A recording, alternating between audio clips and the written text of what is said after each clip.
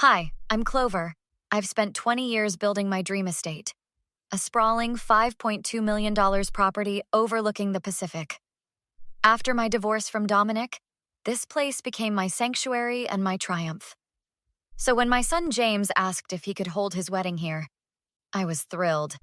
Mom, you should see Victoria's face when I showed her photos of the estate, James said, his eyes bright with excitement as we sat on my terrace. She literally gasped. I smiled, pouring us both more coffee. Well, I'm honored you'd want to celebrate here.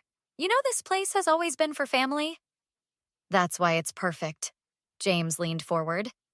Victoria's already talking about having the ceremony by the reflection pool at sunset. I'd be happy to help with planning. I know all the best local vendors and… Actually, James interrupted, a slight hesitation in his voice. Victoria already has a wedding planner, somebody her mother knows from New York. Oh, I tried to mask my disappointment. Well, they'll need someone who knows the property. The lighting can be tricky in certain areas, and the West Garden floods if it rains. James fidgeted with his napkin. Victoria says you worry too much. Something in his tone made me pause. Have you two been discussing me? Not like that, Mom. Just… She thinks you might be a little… controlling. I set down my cup. Controlling? She's met me exactly 3 times. She just wants everything perfect, James said quickly. It's her special day. It's your day too, James. His phone buzzed. That's her now.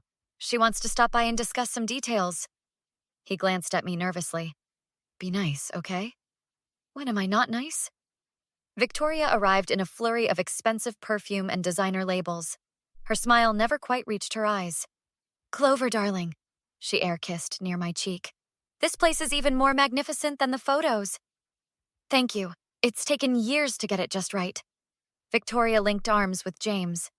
We've been thinking about the setup. I'm envisioning the cocktail hour on the East Lawn, dinner in the main hall, and dancing under a tent by the pool. The East Lawn irrigation system was just redone. It might be soggy, I said. Victoria's smile tightened. James, didn't I say your mother would find problems? So adorably cautious. I'm just providing information about my property, I replied. Your property, Victoria repeated, something flickering behind her eyes. James, why don't you get us some water? I'd love to chat with your mother alone. As soon as James left, Victoria's demeanor changed completely. Listen, Clover, she said, her voice dropping to a cool whisper. I appreciate you offering the venue, but let's be clear about boundaries. This is my wedding. It's my son's wedding, too, in my home. That's exactly the problem. Victoria leaned closer. You're too involved. James agrees it would be better if you simply weren't present for the actual event. I stared at her. Excuse me? It's nothing personal, but your hovering will stress everyone out. We'd like you to make yourself scarce for the weekend.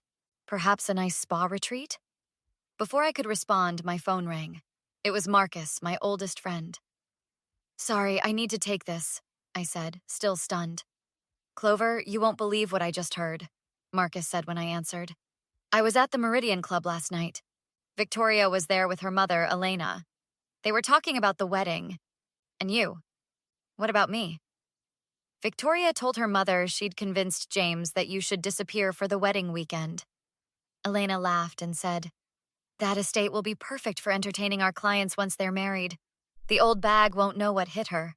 I felt my blood run cold as Marcus continued. Clover, I think they're after your property. They're what? I gripped the phone tighter, watching through the window as Victoria examined my antique vases with calculating eyes.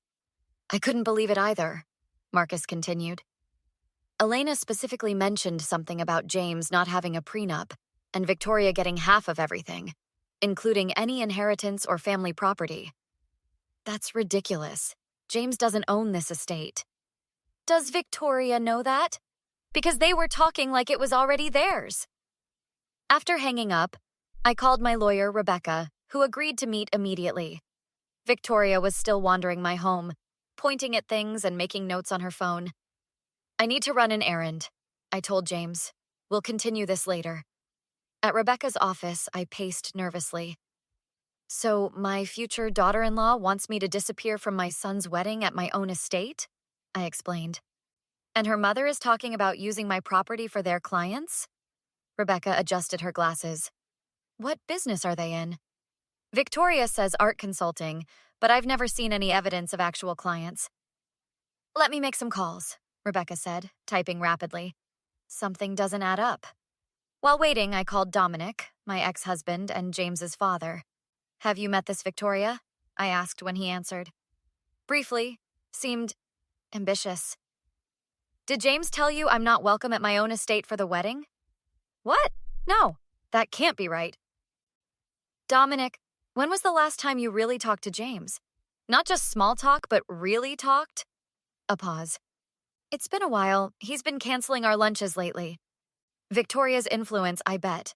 Listen, I need your help. Something's not right here. Rebecca returned with a thick folder. I found some interesting information. Victoria Mercer's family has been involved in 3 lawsuits regarding property disputes. They've been accused of manipulating wealthy individuals into giving them access to valuable real estate, which they then use for unauthorized purposes. What kinds of purposes? High-end parties with questionable activities. They've been investigated for gambling operations and other services. My stomach dropped. They want to use my estate for illegal gambling? It appears possible. And there's more.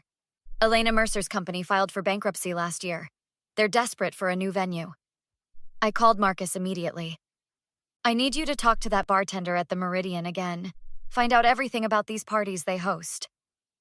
Later that evening, James arrived at my house alone, looking troubled. Mom, Victoria says you were rude to her. James, we need to talk.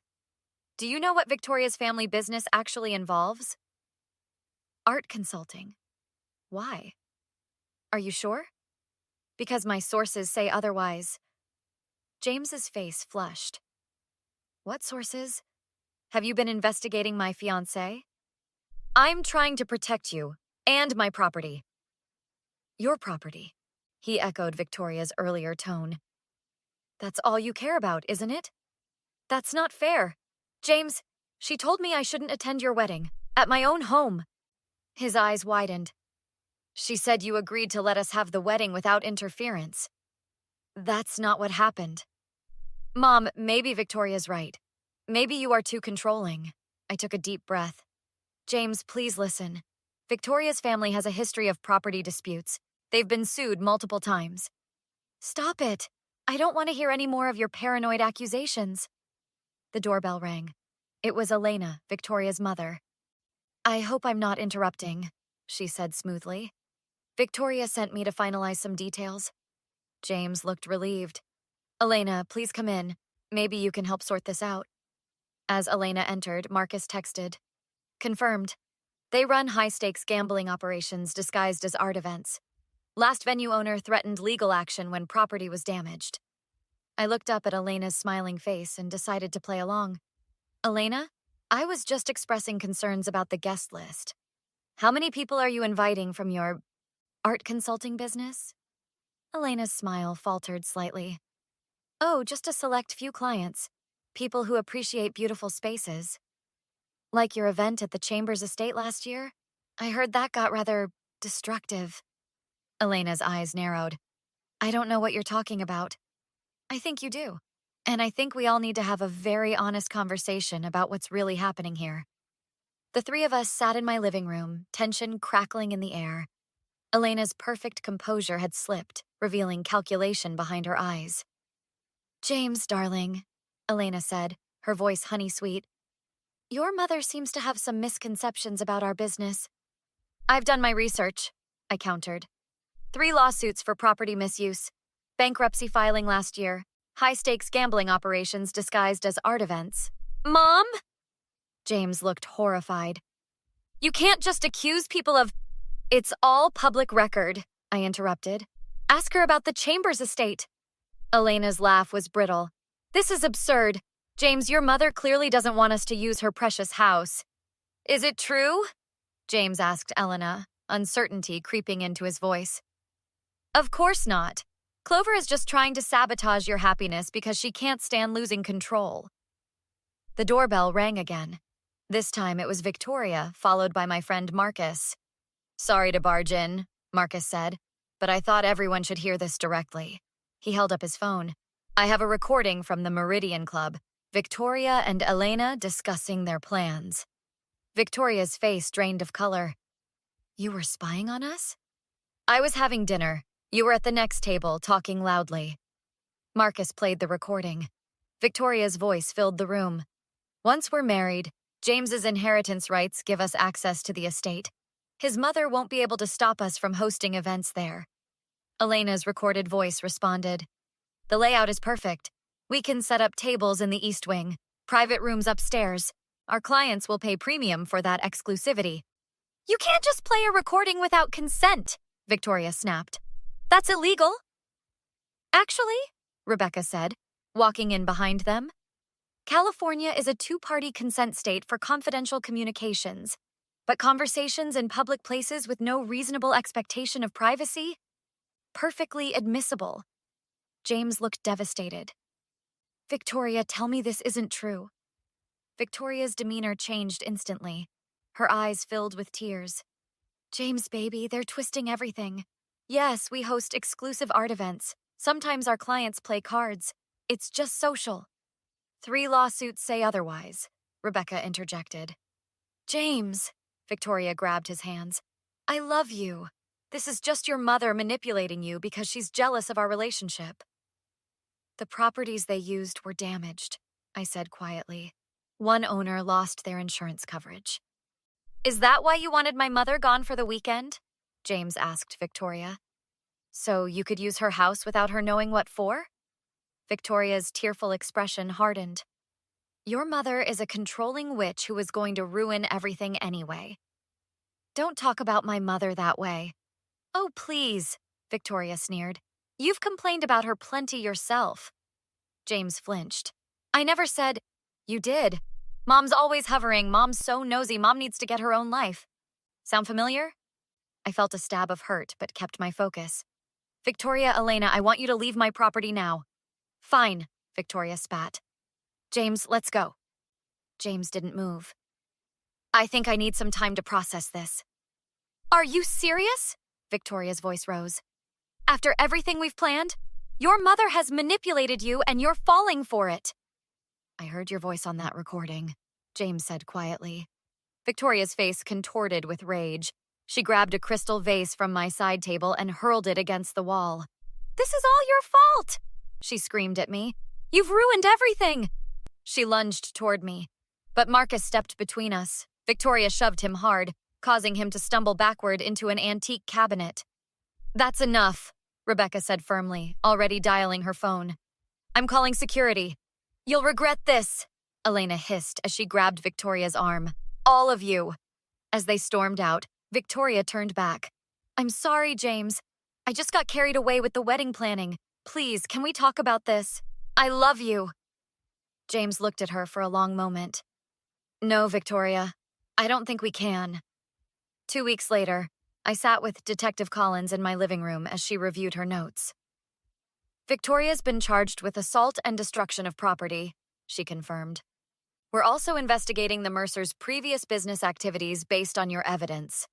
James entered with coffee. Any more threatening calls? Detective Collins asked him.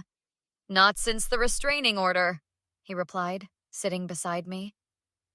After she left, James turned to me. I should have listened to you sooner. There were so many red flags. You were in love. It blinds us sometimes. I'm sorry about what Victoria said. About me complaining about you. Did you say those things? He looked down. Sometimes, when she pushed me, she had a way of twisting conversations. The doorbell rang.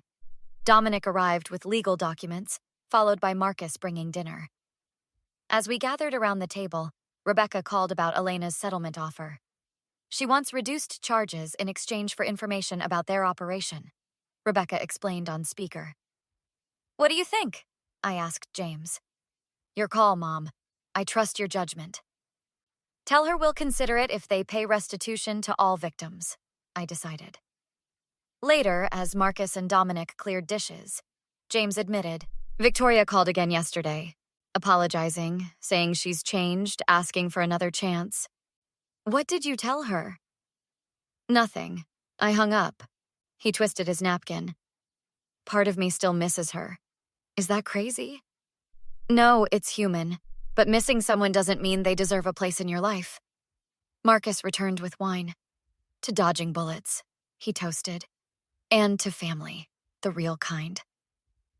The kind that stays, Dominic added. Even when you tell them to disappear?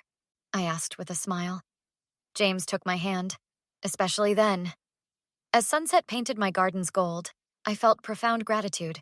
This estate wasn't just valuable property, it was the backdrop for our messy, complicated, wonderful family story. What's next for the Bennett estate? Marcus asked. Any more wedding plans? God, no, James laughed. Actually, I smiled, I've been thinking about hosting charity events. Turn this whole mess into something positive. Outside, my gardens glowed. Not Victoria's gardens, not a gambling venue. Mine, hard-earned and fiercely protected, just like me. What would you do if someone tried to push you out of your own home? Let me know in the comments below, and don't forget to like and subscribe for more stories of justice served.